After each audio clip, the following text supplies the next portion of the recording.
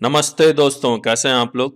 और GST FAQ series में question number 58 से स्टार्ट कर रहे हैं और आप हमारा यूट्यूब चैनल जरूर से सब्सक्राइब कीजिए, लाइक कीजिए, कमेंट भी जरूर कीजिए और शेयर भी जरूर कीजिए। आपके सपोर्ट के बिना तो मोटिवेशन ही नहीं मिलेगा। तो क्वेश्चन नंबर 58 और 58 का मैं अगर आपको इतना बड़ा क्वेश्चन है, बड़ा सिंपल वे में अगर बताऊं तो मिस्टर एक्स के पास कोई टू व्हीलर का सर्विस सेंटर है और वो कोई रोबोट खरीदना चाह रहा है, ऑटोमेटिक स्प्रे रोबोट। तो जिसके पास से वो खरीदने गया बोला कि एक मेरे पास है विंटेज बाइक, इसको ओवरऑल करो, पेंट करो, क्रोम करो, मैं आपको रोबोट कम दाम में बेच दूंगा। तो वैसे रोबोट का जो प्राइस है वो रेंज करता है 8.25 टू 8.5 लाख और इसको ओवरऑल करने का उसने प्राइस लगाया इतना। तो उसको लग रहा था कि इसको मुझे 8.2 लाख में मिल जाएगा और वैसे रोबोट का प्राइस 8.25 से 8.5 लाख के बीच में था, तो उसको लगा कम में मिल जाएगा, तो वो एग्री कर गया। अब वो ये जानना चाहता है कि जो वो रोबोट खरीदेगा या जो बेचेगा उसके ऊपर वो जीएसटी किस अमाउंट पे लगाएगा, यही है। सबसे पहले ये सप्लाई भी है या नहीं है, एक्सचेंज। तो मिस्टर एक्स और मिस्टर स्प्रे एंड नहीं sorry mister X has two wheeler और mister Spray and Spray is supplier of robot. तो दोनों ही रजिस्टर्ड मान लेता हूं मैं। तो mister Spray and Spray robot बेच के अपनी विंटेज बाइक का ओवरऑल करवा रहा है और टू व्हीलर जो वाला जो है मिस्टर एक्स, वो विंटेज बाइक का रिपेयरिंग का काम कर रहा है या ओवरऑलिंग का काम कर रहा है। तो दोनों ही केस में सप्लाई है, क्विड प्रो क्यो है, कॉन्ट्रैक्ट है, म्यूचुअल कंसेंट है, तो इट इज ए सप्लाई और सप्लाई है, तो अब जीएसटी किस पे लगेगा? तो जीएसटी लगेगा किसके ऊपर? तो रूल 27 देखिए, मैं रूल 27 पढ़ता हूं आपके साथ। रूल 27 में A B C D 4 step दिए हुए हैं, वो चारों स्टेप आपको सिक्वेंशली जाना है, आपको स्किप नहीं करना कि डायरेक्ट सी में चले जाएं, डायरेक्ट डी में चले जाए, ऐसा नहीं होगा। जैसे मैं अगर कहूं कि रोबोट किस प्राइस पर लगेगा, तो सबसे पहले आपको देखना ओपन मार्केट वैल्यू पे लगेगा ऑफ सच सप्लाई। तो वो रोबोट सप्लाई कर रहा है, तो रोबोट का ओपन मार्केट वैल्यू जो भी है उसके ऊपर जीएसटी लगेगा। तो इस केस में रोबोट का जो ओपन मार्केट वैल्यू है वो 8.25 से 8.5 लाख में वेरी करता है।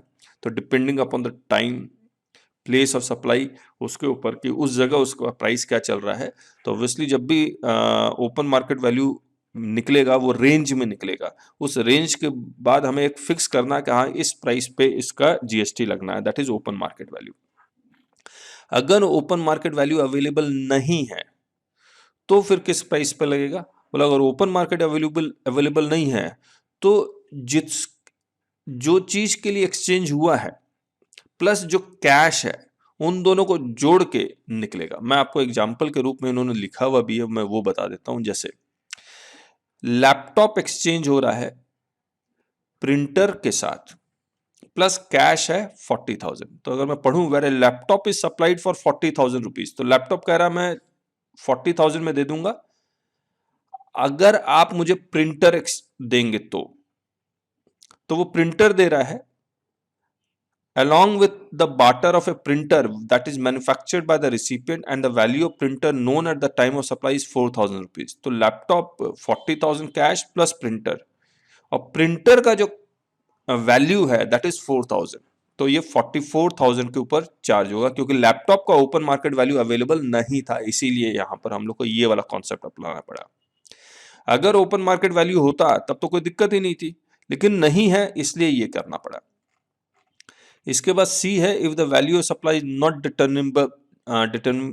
डिटर्मिनेबल अंडर क्लॉज ए और बी, फिर the value of supply of goods और service both of like kind and quality. तो जो लाइक काइंड एंड क्वालिटी है, तो मान लीजिए मैं लैपटॉप बेच रहा हूँ या रोबोट बेच रहा हूँ, तो रोबोट जैसा जो वो फंक्शन जिस तरह का करता है उस तरह की कोई चीज और मार्केट में बिक रही है तो उसका ओपन मार्केट वैल्यू ले लेंगे। अगर ए बी सी भी एप्लीकेबल नहीं है तो रूल 30 जहां पर कॉस्ट प्लस 10% या रूल 31 बेस्ट जजमेंट के बेसिस पे होगा। तो रूल 27 अप्लाई होगा जब भी एक्सचेंज होता है। इसके बाद नेक्स्ट क्वेश्चन है 59, whether exchange of an old car for a new car attracts GST, if yes what is the value of supply। Same यही ऊपर वाला जो क्वेश्चन है उसी का आंसर करेंगे हम लोग। इसके बाद है 60, mister X buys an asset for the purpose of business and in exchange gives an existing asset whether such exchange constitute supply. तो सेम आंसर होगा जो ऊपर में हमने किया है। Where an employee provides foods at subsidized cost to an employee, whether the contribution by the employee exigible to GST, यानी कि क्या टैक्स लगेगा मांगने योग्य। तो आपको याद होगा कि हमने एक रिकवरी का पोर्शन भी किया था, तो हमने कहा था कि ये तो प्योर एजेंट है, तो इस पर नहीं लगना चाहिए। तो therefore Sachin India limited is a facilitator of such food supply, not supplier as such supplier of such service per se. Hence, such contribution or recovery from employees for providing foods at a subsidized cost shall not be exigible to GST. लेकिन advance ruling कुछ अलग अलग आ गए हैं, आप check करिएगा। और इससे भी रिलेटेड हमने क्वेश्चंस बहुत डिटेल में डिस्कस किए हैं पहले, मुझे क्वेश्चन नंबर याद नहीं है लेकिन हमने डिस्कस किया हुआ है इसको। Whether an award is exigible to tax under GST law, तो ऑब्वियसली चेक करना पड़ेगा अवार्ड मिल क्यों रहा है। तो अगर कोई नेशनल अवार्ड मिलता तो सप्लाई के अगेंस्ट नहीं मिलता, इसलिए इसके ऊपर जीएसटी नहीं लगेगा। लेकिन ये अवार्ड अगर सप्लाई के अगेंस्ट मिलता है तो जीएसटी लगेगा। तो ये आपको वही लिखा भी है, फैक्ट्स के ऊपर डिपेंड करेगा। Again, whether arbitral awards are exigible to tax under the GST law, और ये बेसिकली लिक्विडेटेड डैमेजेस के बारे में बात कर रहा है। तो अगेन मैं कहूंगा लिक्विडेटेड डैमेजेस के बारे में क्वेश्चन नंबर 46 टू 47 में हमने बहुत डिटेल में डिस्कस किया, उसको जरूर से चेक कीजिएगा। वैसा ही कुछ आंसर उन्होंने लिखा हुआ भी है यहाँ पर। फिर 64, whether penal interest received on an exempted supply is taxable. तो अगर एग्जेम्प्टेड सप्लाई है तो उससे रिलेटेड पीनल इंटरेस्ट भी एग्जेम्प्टेड होगा, और उन्होंने ये सर्कुलर नंबर 102 में लिखा हुआ भी। एक बार सर्कुलर नंबर चेक कर लेते हैं आपके साथ। तो ये सर्कुलर है, सर्कुलर नंबर 102/21/2019 जो 28 जून 2019 को आया था। और ये सर्कुलर हमने पहले भी डिस्कस किया था आपके साथ, जहाँ पर 2 केसेस थे। तो अगर there is a delay in payment for the supply of goods, तो उसका एडिशनल इंटरेस्ट और पेनल इंटरेस्ट वो टैक्सेबल था। लेकिन जो अगर delay in payment of interest on interest loan के अगेंस्ट का है, तो वो इंटरेस्ट एग्जेम्प्ट होगा। तो ये हमने पहले भी डिस्कस किया था आपके साथ। अब हम लोग इसमें आते हैं, क्वेश्चन नंबर है, तो ये क्वेश्चन नंबर 64 था। अब क्वेश्चन नंबर 65 देखते हैं। Whether the grant received from the government is taxable. Now this grant is different from subsidy.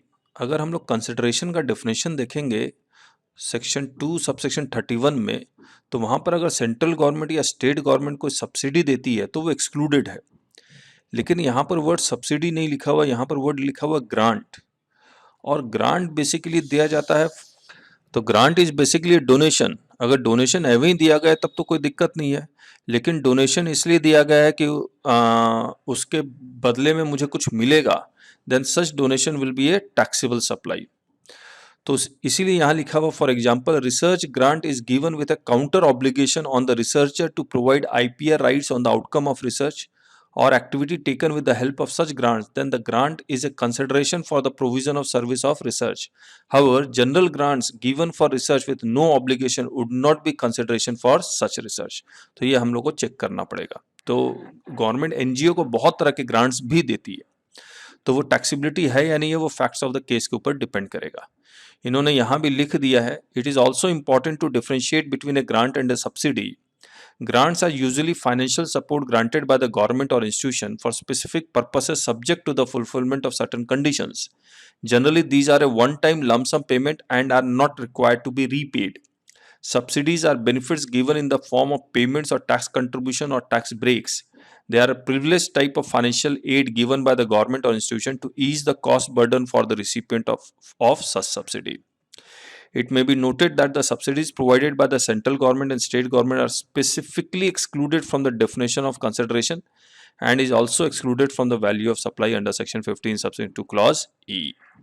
तो इस वीडियो में क्वेश्चन नंबर 65 तक नेक्स्ट वीडियो में करते हैं, लेकिन एक इंपॉर्टेंट बात भी बतानी है आपको, वो भी डिस्कस करते हैं। और ये हमारी वेबसाइट है taxbykk.com, इसको जरूर से विजिट कीजिएगा। इसमें क्लासेस में अगर आप जाएंगे तो यहाँ पर हम लोग एक GST सर्टिफिकेट कोर्स चलाते हैं, और इस कोर्स को करने के बाद आपको वाकई में GST आने लगेगा, वाकई में GST आने लगेगा। 170 आवर्स का है, और इसके नीचे जाएंगे तो आपको ये बहुत सारे डेमो लिंक के लेक्चर्स मिलेंगे जो यूट्यूब में खुलेंगे। दूसरी बात, और प्राइस कितना नॉमिनल है आप देखिए, 1750। बस पेन ड्राइव का एक्स्ट्रा लेते हैं 500, हार्ड कॉपी का एक्स्ट्रा लेते हैं, नहीं तो पीडीएफ तो आपको मिल ही जाएगा। तो हम लोग तो यही आपको सजेस्ट करेंगे, आप 2 मंथ्स का स्टार्ट कीजिए सिर्फ वॉल्यूम 1 से, 1750 का। जब आपको अच्छा लगेगा तो सेकंड वॉल्यूम ले लीजिएगा। और ये वॉल्यूम 1 में जब आप ऑर्डर करें तो दोनों किताब ऑर्डर कर दें या एक ही किताब ऑर्डर करें। कस्टम क्लासेस आप चाहें तो वो भी ऑर्डर कर सकते हैं। तो इस तरह से, और काफ़ी डिटेल में आपको अच्छा लगेगा। बुक्स अगर आप अलग से ऑर्डर करते हैं तो बुक्स भी आप अलग से ऑर्डर कर सकते हैं, और ये सेट ऑफ बुक्स ऑर्डर कर लीजिए, जहाँ पर आप जीएसटी प्रैक्टिशनर दोनों बुक ऑर्डर कर लीजिए। वॉल्यूम 1 वॉल्यूम 2 1000, अलग अलग ऑर्डर करेंगे तो 1200 का है।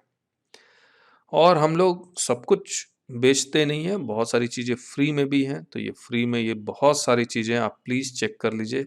आपको जो पसंद आता है डाउनलोड कीजिए। आपको कुछ पेमेंट करना चाहते हैं तो आप पेमेंट भी कर सकते हैं। ये जो हम लोग डिस्कस कर रहे हैं, ये वाला एफएक्यू, इसको भी आप डाउनलोड कर सकते हैं। इसको टाइम टू टाइम हम लोग अपडेट भी कर रहे हैं। So thank you so much, bye bye. और यूट्यूब चैनल ज़रूर से ज्वाइन कीजिए। हम लोग 503 क्वेश्चन डिस्कस करने वाले हैं। हम लोग कम से कम 40 क्वेश्चन तो डिस्कस कर ही चुके हैं, बाकी आगे कर रहे हैं।